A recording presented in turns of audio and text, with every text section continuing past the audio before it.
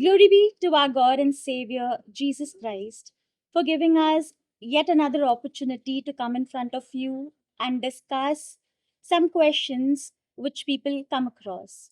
We would only be glad to answer these through the Word of God for God's glory.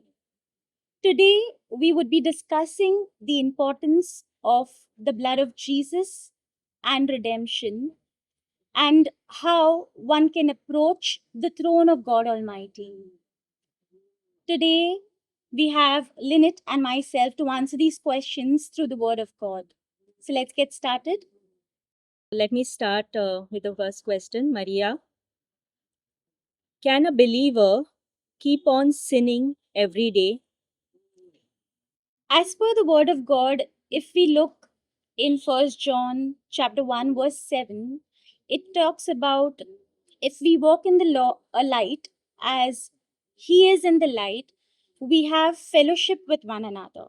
So clearly, as the Word of God tells us, that if we walk in the light, it's a process that we need to walk towards the light.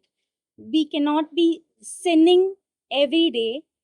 So there are certain people who have this thinking that the entire day we can sin and then go and ask for forgiveness and come back in the evening, cleanse themselves with the blood of Jesus. The second day, again repeat the same thing because they have, I think that they just know part verses of the Bible, which talks about ask for repentance for your sins. So the people who just have, little information could mess up on their salvation, Yes. which they have. And as the Bible says, that we need to work out this salvation that we have got through Jesus Christ. Because of the blood, we are cleansed, but we need to keep on walking. Yes. And then, because of our walking with Christ, we have fellowship with one another. And because of that, and the blood of Jesus, his son, cleanses all sin. So it's a process which very many people do not understand or probably take it for granted that they can sin the entire day, come back again, ask for forgiveness, get back on track.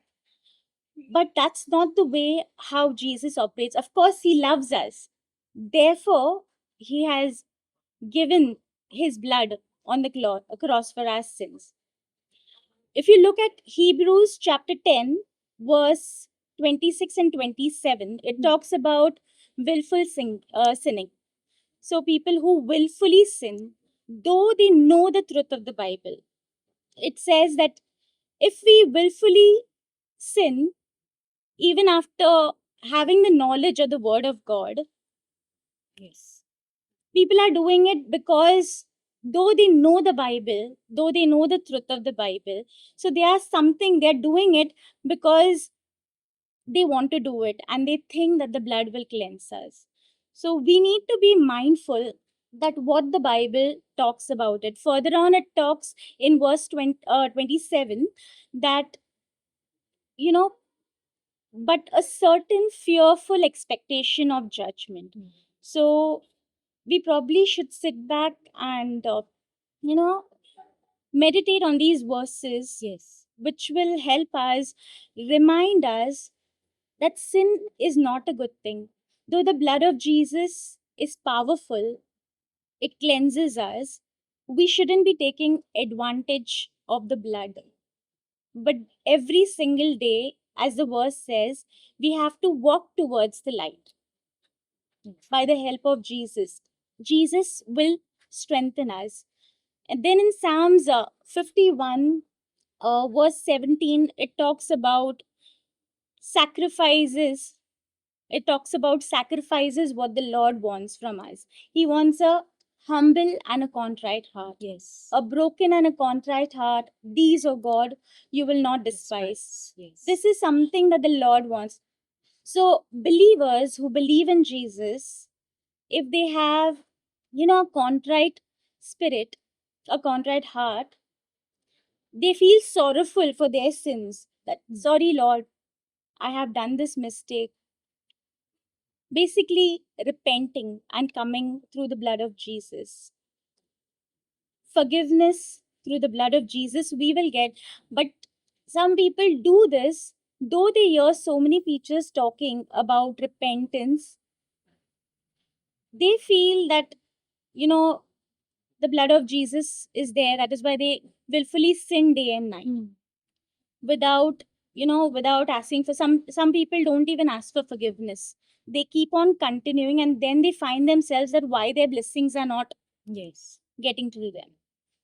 Yes. You cannot call yourself a believer and have your repentance be like lip service. Yes. It's, like you might go through phases of weaknesses or ups and downs in your walk with the Lord, but that does not mean that just do you sin and then your repentance is just to erase it. There has to be a genuine remorse for your sin. Correct. Correct. Yeah. People have to genuinely try to change their lifestyle, and it's a step by step process. Yes. Even Jesus knows what are we made of. Yes. And it's a process. He doesn't expect people to do it in one day, Perfection. Yes. but he expects us that as we know the word of God, as we read, certain changes come at least stepwise, little, so then that will help them in their salvation as well. Yes. So, Lynette, how can a mature Christian walk in God's redemption? Now, anybody who is a mature Christian is somebody who has been saved for at least, I would say, a minimum of 10 years or more than that. So, you can call yourself a mature Christian if you have been in the faith that long and you have hung on with the Lord for that many years or more, which is very commendable in these times that we are living in. So, how does a mature Christian walk in God's redemption? We have to remember that God's redemption is God buying us back. God sent Jesus Christ, his only begotten Son, to die on the cross for us because he wanted to pay the penalty for our sins so that we may spend eternity in heaven with him and not spend it in hell without him. Correct. And our redemption begins at the moment we accept him as Lord and Savior and we repent of our sins and we put our complete trust of salvation upon Jesus and the blood of Jesus. And salvation is not just a one time event, that is the first initial conversion. Rather, it is your entire life after that, what the Bible calls sanctification. Now, there are several verses in the Bible which tell us that we are saved by grace through faith. Correct. Like the book of Ephesians, chapter 2, verse 8 to 9 states that we are saved by grace through faith and not of works, that we should boast. But there are several passages of scripture which tell us that there is an element of obedience on our part. There is an element of us pushing through, no matter the circumstance and no matter the consequence. Like there are several passages which tell us, like for example, the book of Second Timothy tells us to depart from iniquity. Then there are calls to persevere through trials and tribulations. There is a call to work out our salvation with fear and trembling. There is a call to pick up your cross daily and follow after him. So, definitely, although our salvation is 100% Jesus Christ and it is not based on works, which the Bible clearly says, we also have a responsibility to ourselves as mature Christians to keep walking, to keep going forward. And one advice I would like to give, the first key takeaway that I would like to give in this question is for a mature believer is as we keep going forward or as we keep maturing in the faith and as we grow, we can sometimes unknowingly tend to let the sin of pride in our lives Yes. Because we are no longer the person that we once were. And maybe now we have a fruitful life. We have we are operating in our calling. We might be in ministry. So we might tend to think that I have arrived, or like I know so much now. I would give the example of Jesus telling the Apostle Peter in the Gospel of Mark, chapter 1, verse 26, where Jesus first calls the Apostle Peter and tells him to follow me. And then we see towards the end of Jesus's earthly ministry in the Gospel of John, chapter 21, verse 22, where Jesus repeats the same words to Peter. It is the same command to follow me. Some Christians might think now we don't need to follow Jesus because we know so much, we can handle things on our own. Like I myself used to consider I'm me as good to go because I wasn't sinning in one particular area, being unaware that I need to tackle a lot of other things in my life that the Lord is trying to call his attention upon. So the thing about a mature believer operating in the sanctification of what God's will is for your life, or operating in God's redemption plan for your life, is that we have to not allow pride to become our blind spot. Pride is like a blind spot in our spiritual growth walk. You living in pride is like telling yourself, what I don't know is not worth knowing. This is all I know and this is enough. But really, what you are doing is you are hindering your own growth. Our growth lies behind the areas of our lives which we are unwilling to confront sometimes. It hides behind our ego, it hides behind our triggers. So, in case you want that deep work of the Lord, in case you want the deep redemption work, what Christ has already died on the cross for, and now He is waiting upon you, we need to not let pride get in the way. And another key takeaway that I would like to add to the mature believers who might be listening is never ever let yourself think that you're immune to sinning. Another example of the, if I can give you the same example of Jesus and Peter in the Gospel of Matthew, chapter 26, verse 31 to 35, we see the passage where Jesus tells Peter that he's going to deny him 3 times. It is scary to think that Jesus already knows the number of times you're going to sin, and yet and it says that I have prayed for you. So Peter, instead of asking the Lord to help him, he relies on his own strength, saying that I will not deny you, even if I have to die, and he denies him anyway. Correct. So that is what I would like to tell mature believers, is to never ever think that you have gotten to a place where just because you are not sinning or you have not sinned a particular sin for this many years, you're good to go. You never know what temptation or what circumstance might come upon you where you end up falling into weakness. Correct. Where you end up falling into sin. Rather, I would say with each passing day, you have to have an increasing awareness of your dependence on the Lord. Like our righteousness is not the one sin that we have successfully managed to avoid, like what I used to think. I'm giving you my own example. Our righteousness is Jesus Christ. It has always been Jesus Christ, and 10, 15 years down the line, no matter what the Lord, where the Lord leads us, it is always going to be Jesus Christ. Correct. And I would like to just add, I like that thing what you said. Sin. Some people think that this particular person, how many years he's sinning in this area. Yes. And he must be thinking that in 2 days or maybe in 1 2 weeks he has overcome that particular sin. And between believers also there is a competition that I could do better in this area of Yes. sin than you.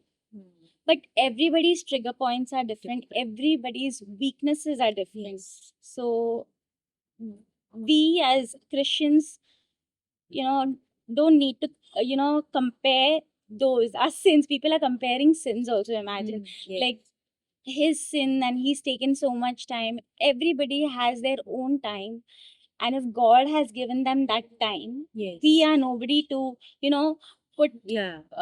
just stop them, like or just just criticize them. Yes. Like, you are not able to do this, you are not able to get off this sin from Yes. so many years. As long as the person is trying, I believe Yes. God is with them, Yes. and the blood of Jesus Covers cleanses. them. Yeah.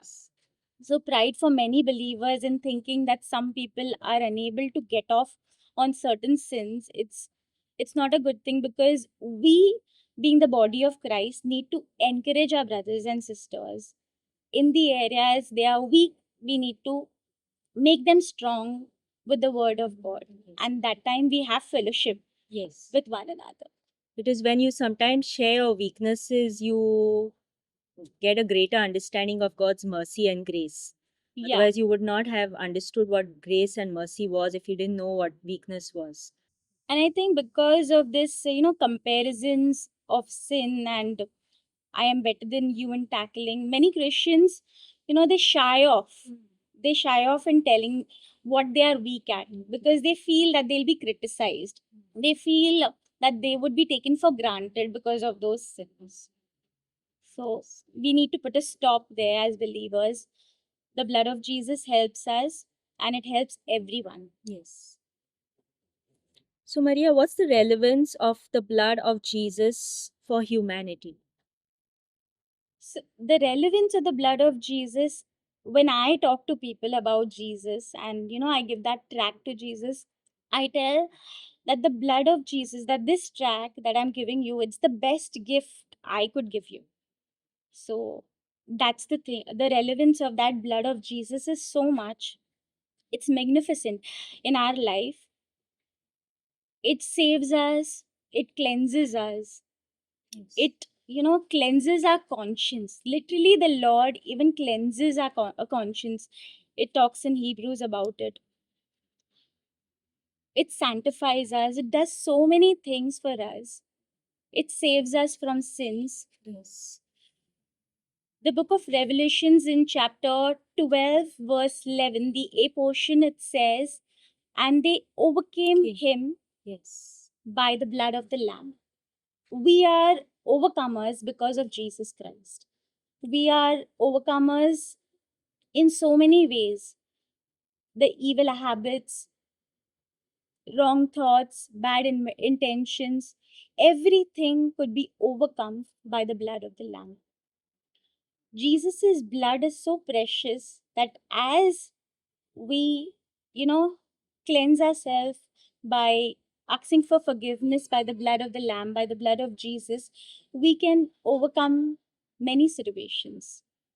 We can, it's very simple. In simple terms, it is a battle which is already won for Yes. humanity. Yes. It's that simple. Yes. The only thing a believer needs to do is being in the team who has won the battle for you forever and ever. Yes. If you be in that team, the Jesus, this Jesus of ours will cleanse us, will keep us happy, will keep us rejoicing, will keep us, will teach us different things, how to do things, how to live this life happily, and many things he'll do for us. So it's a, some people think that he went on the cross for our sins. No, his blood has a solid relevance in our life. Because of that, we are able to freely enjoy this life. Yes. As you said in the same scripture, we are overcomers by the blood of Jesus. So we should start living as overcomers and not as victims and slaves. Correct. Like, don't let your past chain you to the past, and do not let your circumstances also make you feel like you are a victim. God might have put those circumstances in you in order for you to understand your hidden potential, which God can see inside you. So we have to live as overcomers every day. Yes. We have to live as overcomers. And in this world where people are so, stressed out, Yes. and in these days, I've been seeing that people getting stressed out on small things. Like people pass a small comment, you're looking ugly, they're stressed out. Yes. You're not done one job right, they're stressed out. That why, Lord, why you have done this to me? Instead of that, I would, try to tell people that look at the blood of Jesus on those mistakes that you have made. Do not condemn yourselves, or those stressful situations. Also, look at Jesus, that Jesus can come and help you in those stressful situations and rectify things for you. Praise God. So, how do we navigate difficult seasons in our walk with the Lord? Yes. Now, as Christians, you will know that God calls us to walk on the narrow path, and the narrow path is full of ups and downs. The narrow path, you cannot, if you have been walking on the narrow path, you cannot compare your life to people who are living on the broad path, because the broad path, as the Bible says, leads to destruction, whereas the narrow path leads to eternal life. And one thing I know for sure, because I have put my faith in the Lord and I have been walking on the narrow path, is that God will call you on a path where depending on Him is not optional. Like people on the broad path, depending on God is optional because they are not on the narrow path. Whereas people who are walking on the narrow path, they will have to depend on the Lord in a deeper way than they thought possible. You will have to go through seasons of difficulty. You will have to go through trying times. You will face seasons of maybe unfulfilled desires not being met, unfulfilled longings. You will go through seasons where your zeal to pursue righteousness and holiness isn't as it once was. Correct. You will go through despair. You will go through confusion. You will go through seasons where you are really questioning your faith, but yet something in you is just pushing you to go forward. So I would give the people watching our program, those who have been through such situations or who are going through such situations and they are questioning their faith, I would say to use these trying times as an invitation to go deeper with the Lord. You have to go deeper with the Lord, and you also might have to have a deeper examination of yourself. Maybe God is changing seasons in your life. Maybe God is closing doors in your life. Like for example, in the book of Deuteronomy, chapter 2, verse 3, God told the Israelites that you have skirted the mountain long enough. Now turn northward. That means in your walk with the Lord, if you feel like doors are closing in on you, God wants you to take a different direction. The direction and the seasons might change, but God never tells us to stop. The Correct. call is always to keep going forward, no matter the circumstance, no matter the critics. Let me end with this last scripture of Jesus in the Gospel of Luke, chapter 9, verse 51, where it says, this was just at the time of his crucifixion, where Jesus steadfastly set his face toward Jerusalem. It wasn't based on feelings, it wasn't based on how he felt or what the others were saying, but he steadfastly set his face. That means there was a holy stubbornness in him to just do his Father's will. And if the Son of God has come down on this earth to do his Father's will, how much do we need to do our Father, Heavenly Father's will? So, We also need to stubbornly follow Jesus. yes, We also, that's where the blood of Jesus comes yes, into picture also. yes, That as we are stubbornly walking, that Lord, I want to yes, pursue, I want to get push through. push through, I want to get holiness in me. Yes, In those trial circumstances, as you said, yes. the blood of Jesus. Jesus works marvelously. It is only when we go deep and we ignore the naysayers and we ignore the critics and we ignore the people who are questioning our motives. It is only then that we sometimes discover who God really is. Because sometimes you don't know when you're just going superficial or if you're just coming to church and going back. Correct. That is not the same as actual growth. The actual growth is by taking like excruciating decisions sometimes. Correct. Maybe the decision to a life changing decision, something to which will change your life. You have to leave your maybe old lifestyle, and you have to maybe leave your old job. You have to leave your old friends. Salvation is not easy, like it, and neither is it passive. Correct. Salvation is very much it requires us to push through every single day and just use the example of Jesus and use that holy stubbornness to set your face towards God's will for your life. Yes. So that concludes our discussion for today on redemption and the blood of Jesus. We thank you so much for coming on board with us, and a humble request, if you have any questions regarding this discussion, the email is reflected on your screen. Kindly contact us. Thank you and praise the Lord.